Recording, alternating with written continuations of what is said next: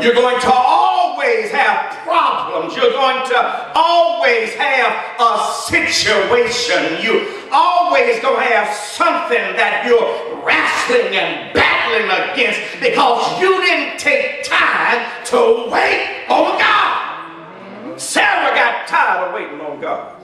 And when Sarah got tired of waiting on God, the Bible says in Genesis chapter 16 and verse number 1, now Sarah, Abram's wife, bare him no children, and she had a handmaid, an Egyptian, whose name was Hagar. Hagar was this Egyptian slave girl that belonged to Sarah. She was the property of Sarah. More than likely, she got Hagar when she was there in Egypt as they were traveling to Canaan. They had stopped over there in Egypt, and Pharaoh was fond of Sarah and actually took her with the rest of his harem. But God had broke that up because that wasn't right, even though Abraham said, she ain't my wife, she my sister. And then that's when Pharaoh took her. But God straightened that thing up, and he straightened up what Abraham messed up. And Abraham, as a result of that, Hagar became Sarah's handmaid, or her slave girl, her maiden. She was at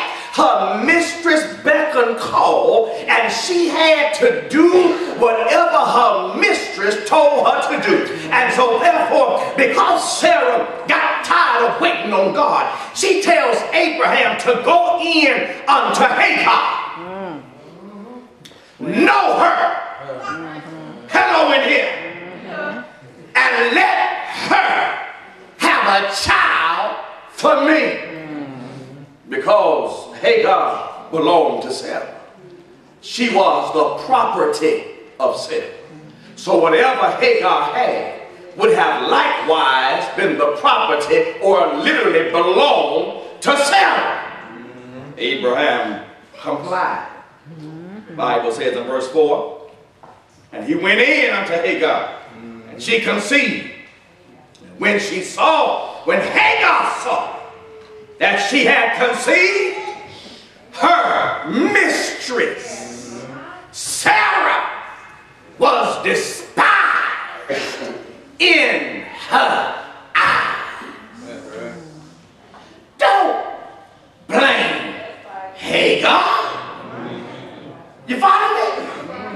This was Sarah's doing. If Sarah had been patient and waited on God, she wouldn't have her slave girl looking at her cockeyed at this moment. You follow what I'm saying? Now that Hagar has become pregnant with master's child, there is an air that has come over Hagar that in her mind must have presented the idea that she must be better than her mistress. After all, mistress couldn't have no children, but the slave girl got master's baby. Come on in the room. And we get our first indication of baby mama drama. Because Sarah didn't wait on God. You follow me? You can't start off wrong and think it's going to end up right. By the time you get to Genesis chapter 21, Sarah has finally had the child of promise. But Hagar's son, which is the older of the two boys, in Genesis chapter 21, verse number 9, Sarah saw the son of Hagar the Egyptian, which she had born unto Abraham, mocking. Wherefore she said unto Abraham, cast out this bondwoman and her son, for the son of the bondwoman shall not be heir with my son, with Isaac. He ain't gonna have a spot like my child. See what she created? See what happens when you try to do things your own way? All right now. And see, in our world, we have become so corrupt with our lust and our desires that we make it appear as though it is a sign of real manhood to drop a baby here, to drop a baby over there, to drop another baby down here, and then to drop another baby over there. We make that seem like that's some mark of skill. We make it seem as it's some quality of a true trooper when he's able to father all these different children by all these different women. That ain't no mark of no real man, because now you got to work 4 times as hard as a normal brother would, because whereas you're supporting 4 different families from one paycheck, the man that got sense enough to stay home with his wife is only got to support 1 family, because he had sense enough to know that God meant for 1 man to have 1 woman and children to be born unto that union of husband and wife. That's why. And this is where we have gone wrong. Priorities have been messed up. Children have been put against each other, because my child is going to fare better than his other child. My child is going to have more than his other child. And I'm going to see to that.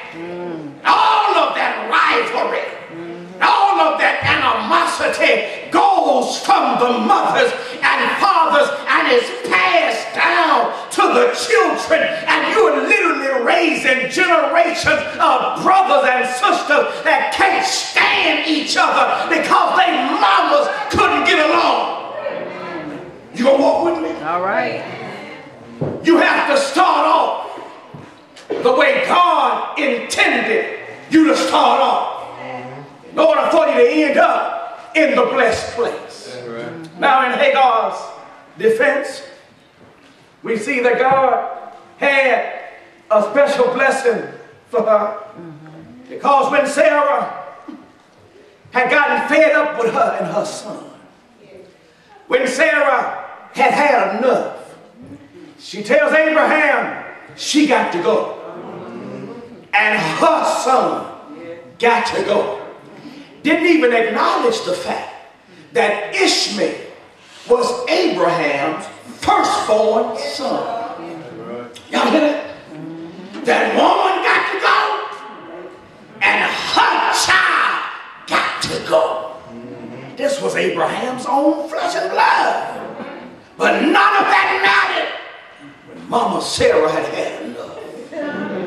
Come on, y'all made the connection now. Come on in the room. When Mama got upset, in order to restore peace in that house, Hagar had to get out that house.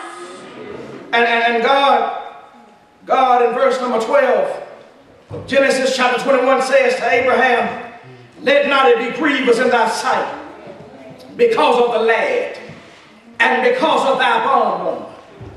In all that Sarah hath said unto thee, listen to her voice, because in Isaac shall your seed be called.